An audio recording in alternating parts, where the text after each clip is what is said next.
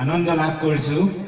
এইকাৰণে যে ইমান তেওঁলোকে ডিচিপ্লিনত এনেকৈ বহি আছে, আমি তাকে বিজন মহাজনৰ সৈতে কথা পাতিছিলোঁ। বোলে এই ৰ'দতো, প্ৰখৰ ৰ'দতো তেওঁলোকে কোনো হাই উৰুমি নকৰাকৈ এনেকৈ বহি আছে। এইটো মানে আমাৰ কাৰণে এটা গৌৰৱৰ কথা। তেওঁলোক এটা আদৰ্শ হৈ ৰ'ব। বহুত সভা সমিতিত আমি দেখোঁ সৰু ল'ৰা ছোৱালীবিলাকে হুলস্থুল কৰি থাকে, একে ঠাইত নাথাকে, গুচি যায়। কিন্তু আজি আমাৰ সকলো ইয়াতে বহি আছে, সেইটোৰ কাৰণে আমি তেখেতসকলক ধন্যবাদ জনাইছোঁ। এতিয়া মোক গগৈদেৱে আজি কেইদিনমান আগতে প্ৰায় মাতিছিল ইয়ালৈ, আহি সৰু ল'ৰা ছোৱালীখিনিক উৎসাহিত কৰিব লাগে বুলি। গতিকে মই আহিছোঁ আৰু মোক এটা মানে ধেমেলীয়া কথা ক'ব দিছিল, মই সেইটো কম। তাৰ আগতে মই মোৰ দেউতাই লিখা এটা কবিতা, এই ল'ৰা ছোৱালীখিনি যাতে তেনেকুৱা ধৰণৰ হ'ব পাৰে, সেইটো মই অলপ গাই দিছোঁ। সেইটো আগতে আমাৰ পাঠ্যক্ৰমত আমি পঢ়িছিলোঁ, মোৰ লক্ষ্য বুলি। সেইটো হ'ল এনেকুৱা: মই গান্ধীজীৰ দৰে হ'ম, সদায় সত্য কথাহে ক'ম, অহিংস ব্ৰতেৰে জগত দিনিম, সত্য পথত ৰম। মই গান্ধীজীৰ দৰে হ'ম।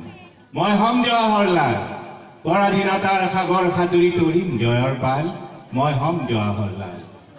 মই নেতাজী সুভাষ হ'ম, বিপ্লৱৰ অগণি জনাই জয় হিন্দেৰে মেদিনী কপাই, পৰ্বত উলংঘি সাগৰ নেওচি জয়ৰ তিলক লম।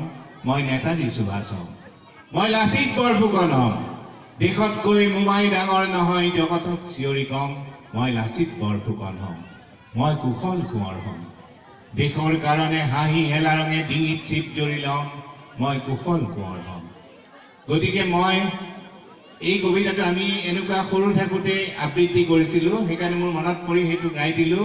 আমাৰ ল'ৰা ছোৱালীখিনি গান্ধীৰ দৰে হ'ব লাগিব, নেতাজীৰ দৰে হ'ব লাগিব, লাচিত বৰফুকনৰ দৰে হ'ব লাগিব, তাকে কামনা কৰিছোঁ।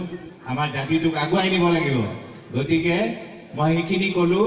আৰু তাৰপিছত এটা, এই যেতিয়া মই ক্লাছ 6ত আছিলোঁ, 6মান শ্ৰেণীত থাকোঁতে আমি এখন নাটক কৰিছিলোঁ। নাটকখনৰ নাম আছিল সীতাৰ পাতাল যাত্ৰা। সীতা মানে পাতাললৈ যায় যে সকলোৱে জানে। গতিকে সীতাৰ পাতাল যাত্ৰাত কি হ'ল, মই ৰাম হৈছিলোঁ। সেই মই ৰাম হৈ ধেনুকাইলৈ অলপ দূৰত এনেকৈ একেবাৰে শেষৰ চিনত এনেকৈ ৰৈ আছোঁ। সীতা মানে পাতাললৈ যাব লাগে আৰু খুব কান্দি থাকে, সীতা যাব নোখোজে, কান্দি থাকে।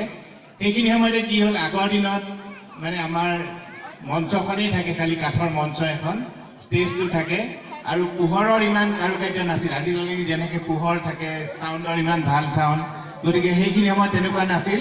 তেতিয়া কি হয়, আমাৰ সীতা যোৱা দেখুৱাটো পাতাললৈ বৰ দিগদাৰী আছিল।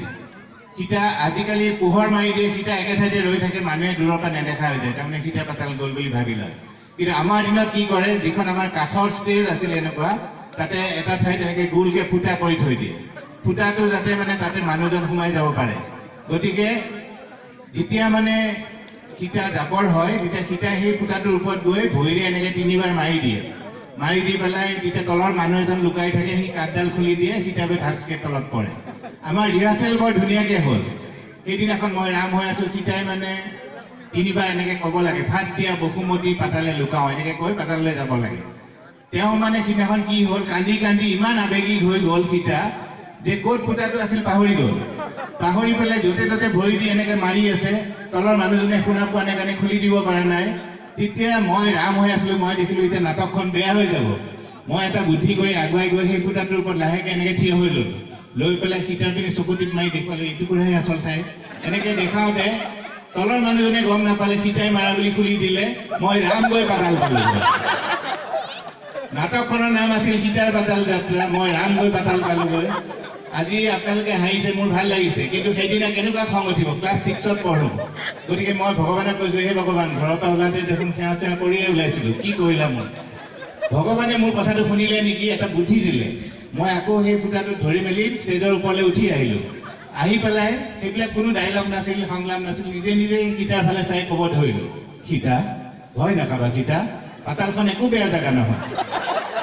তুমি কান্দি থকা দেখি তোমাতকৈ আগেই মই চাই আহিলোঁ। তাত গৰম লোহা নলগাই, গৰম তেলত নাভাজে, এইবিলাক এনেই কৈ থাকে, যোৱা যোৱা। সীতা মানে এইবিলাক ডাইলগ নাছিল, কি কৰে এনেকৈ কপি আছে ঘৰতে। উপায় নাপায় মই এনেকৈ হাতত ধৰি আনি তলত পেলাই দিছোঁ, তেতিয়াহে সীতাৰ পাতাল যাত্ৰা হ'ল।